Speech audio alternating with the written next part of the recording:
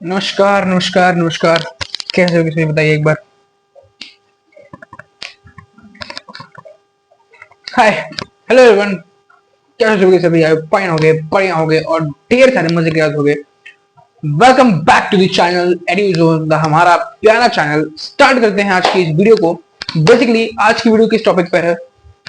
आज की वीडियो है हमारी एनसीईआरटी डिस्कशन वाले टॉपिक पर। बेसिकली हमने जो चैप्टर है हमारा human environment interactions, tropical and the sub tropical region, इसको पढ़ के कर दिया है खत्म। ठीक, अब बेसिकली करना क्या बाकी है? इसकी एनसीईआरटी डिस्कस करनी है। एनसीईआरटी डिस्कस करने के बाद ये चैप्टर हो जाएगा समाप्त। ठीक, then we will move on to the last chapter of your book geography. Geography की बुक है आपकी, उसका जो लास्ट चैप्टर है लाइफ एंड डेजर्ट्स, उस पर हम मूव करेंगे आज वाली वीडियो के बाद। ठीक, स्टार्ट करते हैं। Let's start. सबसे पहला है आंसर द फॉलोइंग क्वेश्चंस। ठीक, answer the following questions. First part मैं कर रहा हूं। देखो, फर्स्ट पार्ट का पहला question, name the continent in which the Amazon basin is located. ठीक, हमको उस कॉन्टिनेंट का नाम बताना है, यानी कि उस कॉन्टिनेंट तो सब समझते ही हो, उस कॉन्टिनेंट का नाम हमको बताना है जहां पर अमेजोन बेसिन पाया जाता है। ठीक, कहां पाया जाता है अमेजोन बेसिन? तो जब हमने इंट्रोडक्शन वाला वीडियो देखा था इस चैप्टर का, पहला लेक्चर सबसे, तो उसमें हमने जब स्टार्ट किया तो हमने देखा था कि अमेजोन बेसिन कहां पाया जाता है। एक पर्टिकुलर डिग्री नॉर्थ से एक पर्टिकुलर डिग्री साउथ लैटिट्यूड तक वहां पे पाया जाता है। और बेसिकली किस रीजन में पाया जाता है? तो रीजन थी अफ्रीका। तो अफ्रीकन कॉन्टिनेंट में बेसिकली लाई करता है हमारा Amazon river basin, African continent. ठीक, दूसरा क्वेश्चन क्या कहता है? दूसरा क्वेश्चन है crops, sorry, what are the crops grown by the people of the Amazon basin. Amazon basin में लोग कौन कौन से क्रॉप्स ग्रो करते हैं? तो ये भी हमने पहली ही वीडियो में देखा था, जब हम ये अमेजोन बेसिन का पार्ट पढ़ रहे थे, तो उसमें हमने वेजिटेशन, वाइल्ड लाइफ, पीपल के बारे में देखा था। उसमें से जो वेजिटेशन वाला पार्ट था उसमें हमने देखा था कि कौन कौन से क्रॉप्स ग्रो करते हैं। टैपियोका, पाइनएप्पल, स्वीट पोटैटो, ये कुछ ऐसी क्रॉप्स हैं जो कि अमेजोन बेसिन वाले अमेजोन रिवर बेसिन वाले एरिया में ग्रो की जाती हैं। वहां पर इन तीनों क्रॉप्स का कल्टीवेशन किया जाता है। ठीक, आ जाओ, नेक्स्ट क्या है? Name the birds that you are likely to find in the rain forest of the Amazon basin. ठीक, तो जब हम फ्लोरा एंड फौना के बारे में पढ़ रहे थे तो हमने देखा था कि कौन कौन सी तरह के एनिमल्स पाए जाते हैं। उसमें हमने देखा था कि कौन कौन सी तरह की बर्ड्स पाई जाती हैं। ठीक, तो बर्ड्स में एक जो मेजर बर्ड हमने देखी थी जो इस रीजन में पाई जाती है, वो कौन सी थी? Toucan, toucan bird. ठीक, चौथे क्वेश्चन पे आओ। चौथा क्वेश्चन है what are the major cities located on the river Ganga. ठीक, तो ये बेसिकली हमारा पार्ट है उसका गंगा ब्रह्मपुत्र बेसिन वाला, जो हमने पार्ट पढ़ा था। चैप्टर दो पार्ट्स में है, एक पूरा अमेजोन बेसिन वाला और एक गंगा ब्रह्मपुत्र बेसिन वाला। ठीक, तो गंगा ब्रह्मपुत्र बेसिन वाला जो पार्ट है उसमें हमने इस चैप्टर उसमें हमने इस टॉपिक को पढ़ा था। जो रिवर गंगा है वो कौन कौन सी सिटीज से होकर निकलती है? तो बहुत सारे में देखें, तीन के नाम लिख दो, कानपुर, वाराणसी, कानपुर, वाराणसी एंड हरिद्वार। ठीक, वैसे तो जब हम इसको डिटेल में पढ़ रहे थे तो हमने बहुत सारी सिटीज के नाम देखे थे जहां से रिवर गंगा फ्लो करती है, लेकिन मेजरली तीन ये सिटीज के नाम मेंशन कर सकते हो, या फिर अगर कोई भी और अदर नाम तुमको याद आ रहा है तो मेंशन कर सकते हो। ठीक, पांचवा क्वेश्चन क्या है? Where is the one horn rhinoceros found. ठीक, तो वन हॉर्न राइनोसोरस कहां पाया जाता है?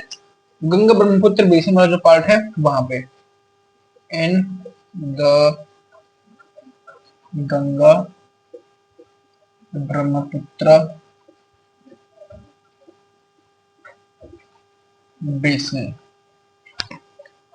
ऑगी एंड द कॉकरोचेस देखा है? बचपन में भाई मैं बहुत देखता था ऑगी एंड द कॉकरोचेस। उसमें जैक, हाँ जैक था ना एक कैरेक्टर, ऑगी का बड़ा भाई। जैक के पास एक बाइक थी, कौन सी बाइक थी? डेविड पुत्रा है। मुझे ब्रह्मपुत्र से याद आया, डेविड पुत्रा भाई साहब, ओजी लेजेंडरी बाइक भाई, है कि नहीं? बताओ एक बार।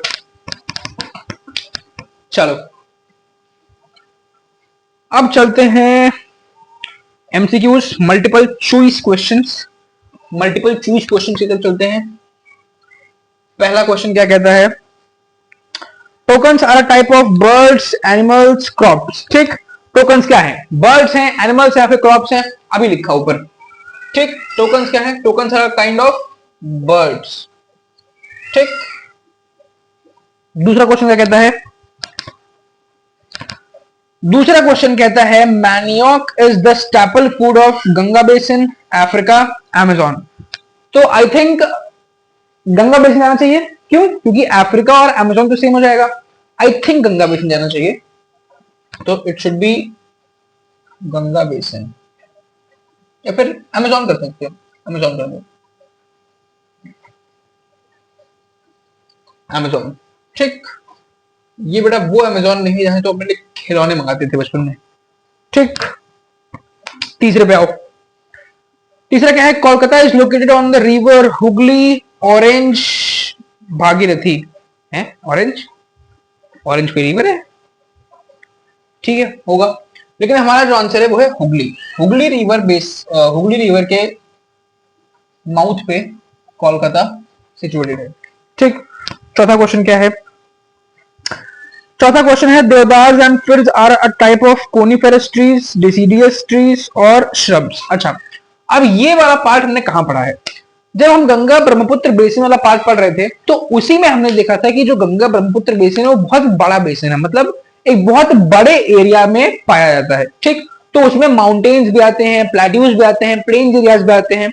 तो उसमें जो हमने माउंटेन्स वाला पार्ट पढ़ा था, तो हमने वहां पे पढ़ा था कि माउंटेन्स वाले रीजन में क्योंकि स्नोफॉल बहुत ज्यादा होती है, इसीलिए स्नोफॉल से खुद को प्रोटेक्ट करने के लिए कोनिफेरस ट्रीज वहां पर पाए जाते हैं, यानी कि कोन के शेप की, कुछ इस तरीके के शेप के ट्रीज वहां पर पाए जाते हैं, ताकि अगर स्नोफॉल आए तो स्नो गिर जाए, पत्तों पे ना रहे। ठीक, उन कोनिफेरस ट्रीज के हमने एग्जांपल देखे थे, कौन कौन से? देवदार, फिर। ठीक, तो क्वेश्चन में क्या पूछा है कि which of the following kind of trees are deodar और फिर, यानी कि देवदार और फिर किस तरह के ट्रीज हैं? तो आंसर जाएगा कोनिफेरस ट्रीज। Coniferous trees. ठीक, यानी कि ऐसे ट्रीज जिनकी कोन्स होती हैं, शार्प होते हैं जो। पांचवा क्वेश्चन क्या है?